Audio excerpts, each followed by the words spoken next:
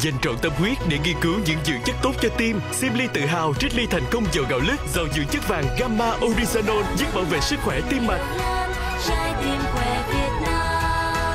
Dầu gạo lứt Simply, dưỡng chất vàng cho một trái tim khỏe.